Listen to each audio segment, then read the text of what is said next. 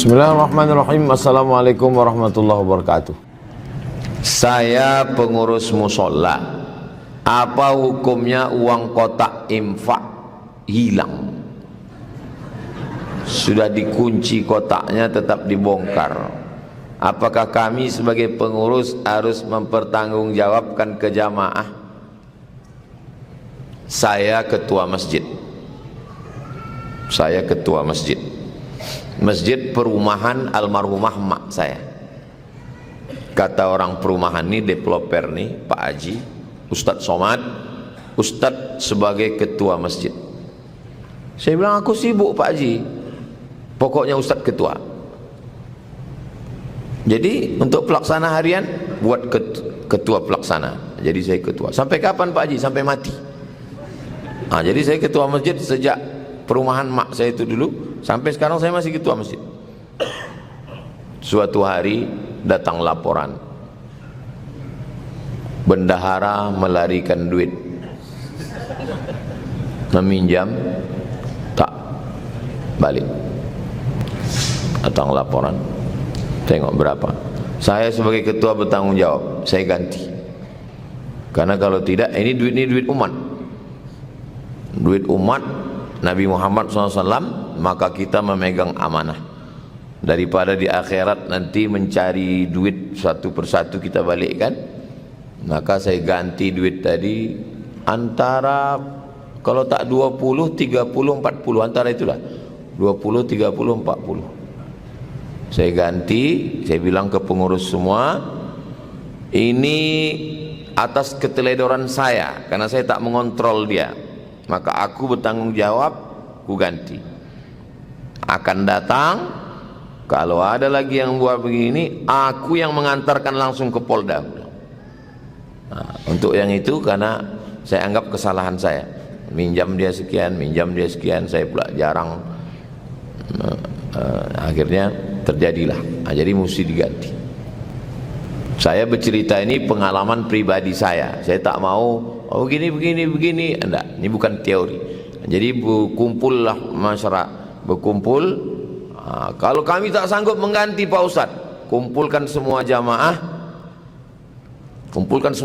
nanti pas Idul Adha, kumpul semua, bilang ke jamaah duit dicuri orang dan kami tak bisa mengganti. Daripada kami mencari kalian di akhirat, inilah kesempatannya. Nah, tolonglah maafkan kami, karena kami pun sedang susah. Di kantor pun sedang efisiensi sekarang. Solar pun naik, bilang. Nah, mudah-mudahan jamaah itu mau memaafkan. Tolong pengurus akan datang, jaga baik-baik. Jaga kalau di bank pinnya segala macam. Jangan sampai korban penipuan. Jangan sampai korban aplikasi masuk ke WhatsApp. Jangan sampai kalau dia ini diikat, dilas. Di beberapa masjid kotak itu besi dilaskan.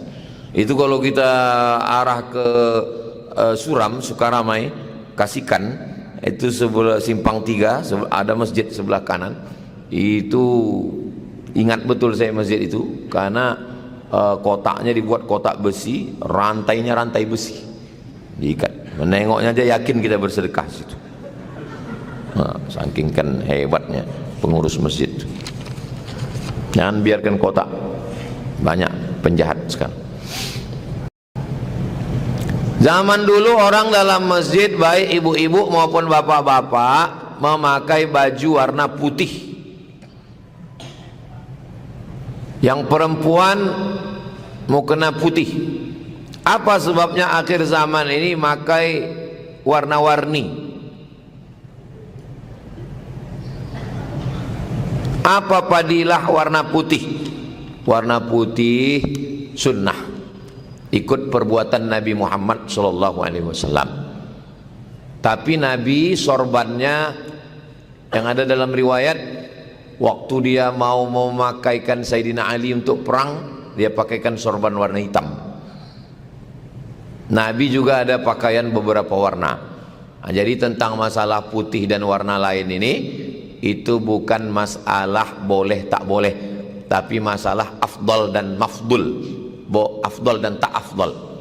Ibu yang pakai mukena putih afdal, pakai mukena warna lain mubah, boleh. Bapak yang pakai baju putih bagus. Pakai baju batik, pakai baju lain, mubah. Al aslu fil asya' al ibahah. Hukum asal segala sesuatu adalah mubah, boleh, tidak apa-apa. Kalau pakai mukena, pakaian sembahyang, sholat, pakaian yang biasa-biasa saja, itu maka tidak boleh memakai baju bertulis-tulis, karena menurut mazhab Maliki sholat itu menghadap ke depan. Fawalli wajhaka syatral masjidil haram, hadapkanlah wajahmu ke arah masjidil haram. Jadi sholat dalam mazhab Maliki itu bukan menengok tempat sujud, matanya ke depan, karena masjidil haram itu di depan. Itu maka makruh menulis-nulis dinding masjid menurut mazhab Maliki. Kenapa? Karena kalau ditulis-tulis waktu sholat, tengok, oh cantik koreografi ini katanya. Nah, itu mungkin ini Masjid Al Husnani Maliki, mungkin tak ada kaligrafi, supaya tak sibuk pikiran menengok-nengok. Nah, begitu juga dengan baju-baju. Kalau pakai baju polos nih putih, jadi tak macam-macam pikir. Nah, coba kalau bertulis-tulis belakang, orang belakang tengok, coblos nomor katanya. Oh, katanya lawan. Ada tertulis di tengkuk tu. Saya kalau pakai kain merek tu saya gulung di atas. Nih kain nih merek di atas. Jadi kalau tidak nanti tengok jamaah. Oh, gajah duduk ustaz ni katanya. Nah itu. Begitu juga ibu kalau pakai mukena, pakailah mukena yang biasa saja, jangan yang mewarna-warni. Apalagi Idul Adha nanti, di situ khotib khutbah, di situlah kawan sebelah cantik ya mukenanya, beli di mana? Semua bunga ada di situ, bunga matahari, bunga tai ayam ada semua. Yang polos-polos, yang bagus. Nah, baju saya ini polos. Saya suka yang polos-polos. Tapi bukan berarti yang baju saya banyak juga yang berbunga-bunga, yang batik. Tak salah. Innallaha jamil. Ya Rasulullah, kami suka baju yang bagus, sendal yang bagus. Apa kata Nabi? Innallaha jamil. Allah itu maha indah. Yuhibbul jamal. Allah suka kepada keindahan. Bukan dilarang. Tapi kalau menyibukkan pikiran, maka dia lebih baik yang polos-polos.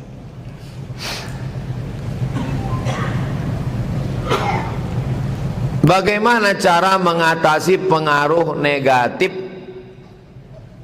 khususnya adanya handphone? Apakah ini pengantar adanya Dajjal?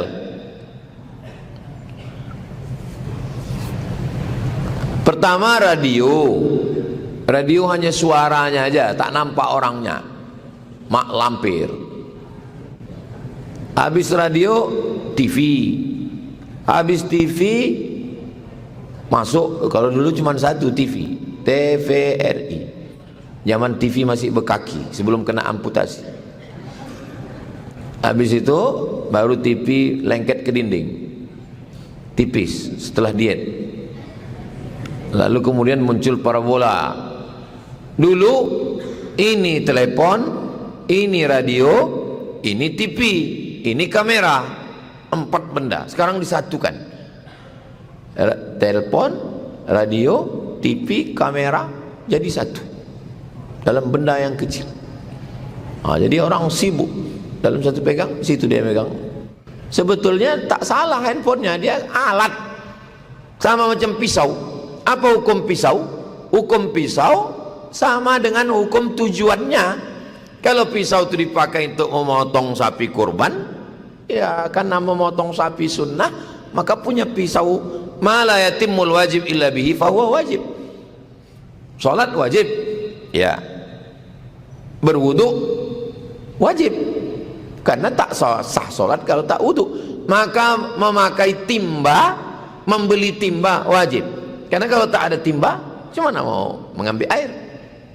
Apa hukum membeli mesin? Mesin itu alat. Salat wajib, ya. Maka wuduknya ikut wajib, karena tak sah wuduk kalau tak ada air. Maka hukum membeli alat untuk mengambil, menyedot air itu menjadi wajib.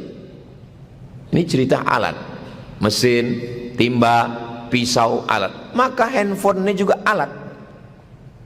Handphone bisa dijadikan alat untuk belajar. Dari mana saya bisa menengok pengajian Syekh Ali Jum'ah di Mesir? Melalui handphone.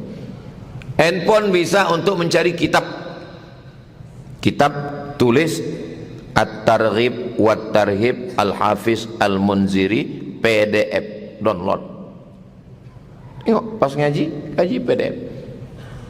Alat. Nah, jadi tergantung, jadi jangan salahkan handphonenya. Handphonenya tak salah, yang salah yang punya handphone.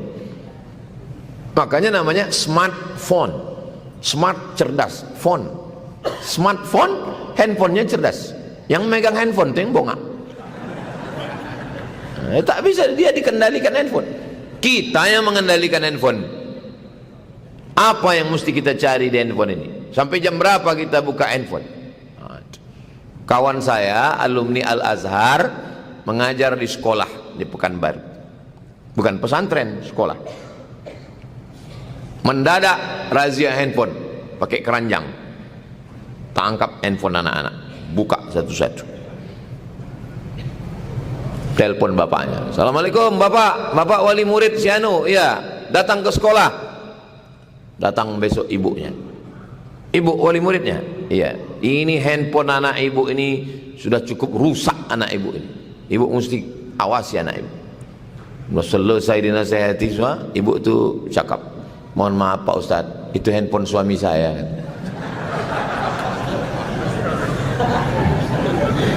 Nah, jadi ibu pun hati-hati. Sebetulnya anak muda ini tak terlalu jahat.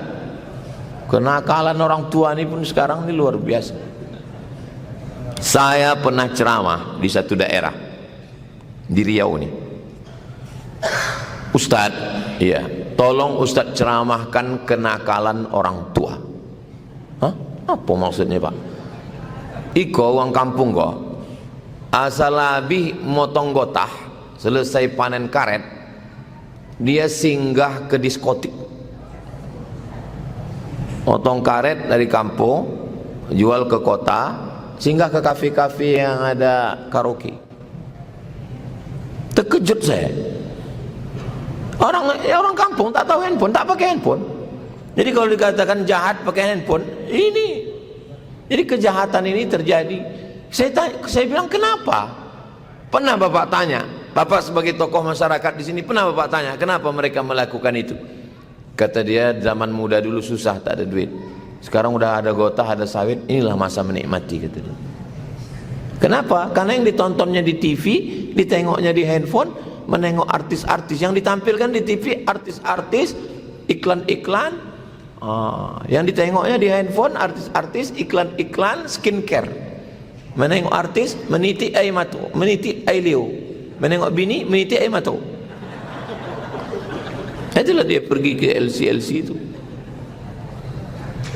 Jadi saya mau menyampaikan bahwa tidak hanya kenakalan remaja, tidak hanya kenakalan handphone, orangnya dicerdaskan, mengaji, dipahamkan dia bahwa ini adalah alat, dan kita jangan diam. Al-mu'minun suami, wal mu'minat istri, ba'duhum awliya'u ba'd, mereka saling tolong menolong. Ya'muruna bil ma'ruf, mengajak buat baik, wa yanhauna 'anil munkar, melarang perbuatan mungkar. Istri jangan diam menengok suami dan anak, saling mengontrol. Maka kalau ibu bapak saling menjaga, maka insya Allah. Saya handphone saya tidak pakai password, tak ada passwordnya, tak buat password. Bisa buka langsung. Tak buat password. Jadi kalau saya letakkan situ, istri saya bisa nengok. Tapi saya tengok-tengok juga dari jauh. Bisa tahu dia apapun yang ditanya, siapa WA siapapun yang masuk. Makanya kalau ada masuk WA yang namanya tak ada, asal masuk handphone, asal masuk telepon namanya tak ada, tak saya angkat. Kenapa? Karena kalau diangkat itu, pertama bisa penipuan.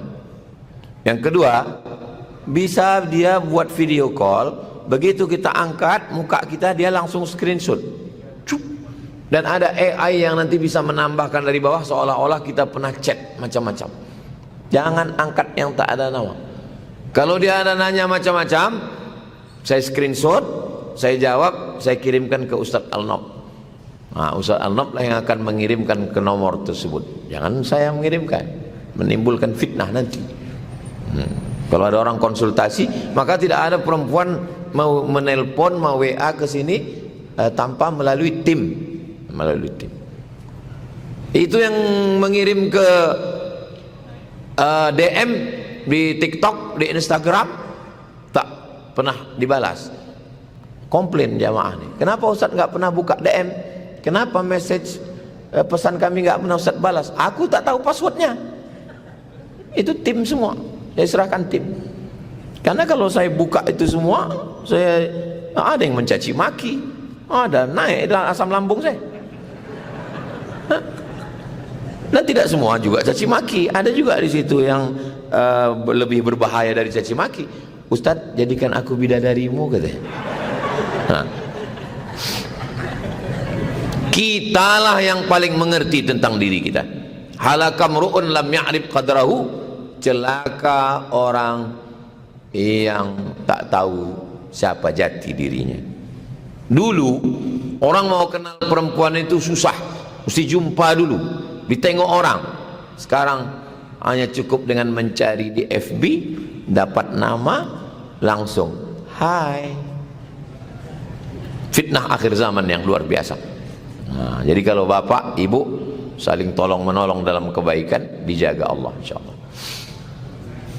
Dunia pendidikan saat ini sepertinya guru semakin dibatasi cara mendidik siswa. Salah satunya tak boleh sedikit menegur dengan kekerasan, misalnya menepuk atau menjewer. Bagaimana menurut Ustaz? Muru auladakum bis shalah, suruh anak kamu salat, wa hum abna'u sab'a sinin, ketika mereka berumur 7. Wadribuhum fil ashrah, pukul 10. Tentang memukul ada dalam hadis, hadisnya sahih. Darbun ghairu mubarrah, tidak boleh pukul yang menyakiti, tak boleh pukul berbekas, tak boleh pukul pada alat vital, tak boleh pukul sampai bengkak, tak boleh pukul sampai patah, tak boleh pukul sampai hilang anggota tubuh. Pukul pun ada syarat dan ketentuan berlaku. Ada seorang perempuan tinggal di Belanda, dan dia membuat satu video curhat dia, tak berjilbab, artinya dia bukan orang agama. Kata dia, saya stres tinggal di Eropa. Kenapa? Karena tak boleh bersuara tinggi ke anak. Tak boleh bersuara tinggi ke anak. Jadi kalau ada orang marah ke anaknya, kamu jangan gitu, didengar sama orang sebelah, bisa dilapor. Tak boleh bersuara tinggi, tak boleh menyebut kata-kata tak baik, tak boleh melakukan kekerasan. Kalau ada tetangganya menengok, bisa dilapor, bisa masuk penjara. Inilah yang membuat generasi ini menjadi hantu setan. Sedangkan zaman dulu main tempeleng, main pukul pun banyak orang menyalah otaknya, apalagi lah model begini. Dan inilah yang diadopsi oleh pakar-pakar pendidikan sekarang dari pendidikan barat ini, yang disebut dengan parenting. Oleh sebab itu orang tua mesti hati-hati betul, undang pakar yang Islamic parenting, pendidikan Islam yang diambil dari ajaran Nabi, Quran, sunnah Nabi Muhammad SAW. Kalau tidak nanti rusak anak kita ini. Makanya orang tua tak berani lagi melarang anak dibonceng laki-laki, perempuan umurnya 8. Pendidikan parenting barat, anak laki-laki, anak perempuan lewat 18 tahun, keluar dia dari rumahnya, tinggal di apartemen, di kos-kosan, hidup sendiri, mabuk dia, sakau dia, kumpul kebo dia. Seorang anak perempuan tinggal di apartemen, tinggal di kos-kosan sendiri, mati dalam keadaan overdosis. Kok bisa? Kok bisa dia tinggal sendiri? Ada mak bapaknya. Kita zaman dulu lambat balik aja, biru kulit kita, kena rotan. Jadi Pandai-pandailah, jangan gara-gara ini pula nanti bapak ibu main tempeleng, masuk ditangkap polsek, saya juga dipanggil. Kenapa kau pukul? Kata Ustaz Somad, pukul subuh tadi katanya. Pandai-pandailah kita mendidik anak kita ini supaya dia itu salah satu tujuan nasihat. Tidak semuanya pendidikan itu melalui pukulan. Anak-anak ini perlu uswah, contoh keteladanan. Anak-anak ini perlu dikasih makan halal. Adapun teguran suara tinggi, itu semua adalah bagian dari proses pendidikan. Dari kecil terlonjak-lonjak, sudah besar terbawa-bawa, sudah tua terubah tidak. Allah bisa karena biasa. Dibawa anak-anak ini mengantuk, hari libur bawa supaya dia terbiasa dalam pendidikan yang baik. Itulah kaji kita subuh ini. Sudah masuk waktu syuruk. Nama solatnya solat isyraq. Sholli sunnatal isyraq raka'ataini lillahi ta'ala. Solatnya masing-masing sendiri. Man shalla subha fi jama'atin, siapa yang solat subuh berjamaah, thumma qa'ada yadhkurullah, habis itu dia duduk berzikir dengan Allah hatta tatlu asyam, sampai terbit matahari. Thumma yusalli raka'ataini, setelah itu dia solat sunat 2 rakaat. Kanat lahu ka ajri hajjatin wa umrah, dapat pahala seperti haji dan umrah. Mudah-mudahan yang sakit diberikan kesembuhan, yang sedang ujian diberikan kelulusan dengan nilai terbaik, yang sudah meninggal dunia diberikan ampunan. Segala niat baik kita disampaikan Allah Subhanahu wa taala, anak-anak kita soleh dan solehah, keluarga sakinah mawaddah warahmah, semua kita mati dalam keadaan husnul khatimah. Ala hazihi niyah al-Fatihah.